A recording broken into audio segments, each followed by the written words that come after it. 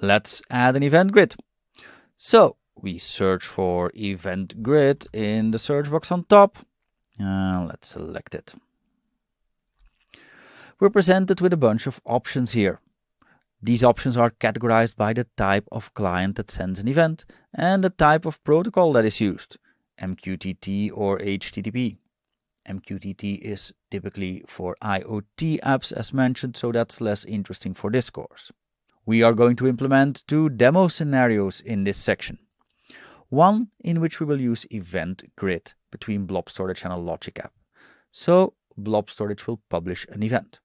Blob Storage is an Azure service, so for that demo, the system topics resource looks like what we need. In the second demo, I'm going to send an event from our API endpoint code. So a custom event from our own custom.NET code, also over HTTP.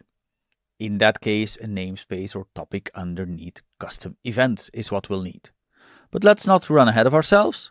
The first demo is Blob Storage via event grid to a Logic app, so we choose to create a new systems topic. It states here that a system topic resource is associated with an existing Azure resource, which allows customers to subscribe events emitted by that resource. System topic resource is created in the same subscription and resource group as the source. So we want to select my current subscription. And as topic type, we want to select the storage account. Then let's select my subscription, the resource group, travel inspiration, and the resource itself. That is our storage account, as that is the source of the event. And let's give it a name, say AppDev, EGST for event grid system topic, dev WE image blob change. Only Azure services can publish events to system topics. So this is an all-in Azure thing.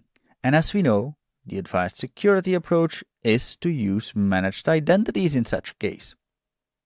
So let me enable that. I'm not going to add any tags. Let's go to review and create. Validation succeeded. Let's click create. And while deployment is going on, I'll show you how to do that via the CLI.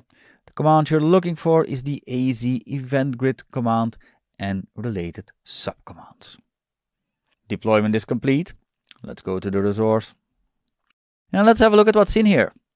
Next to the common blades you've come to expect from Azure resources, there's not that much in here actually.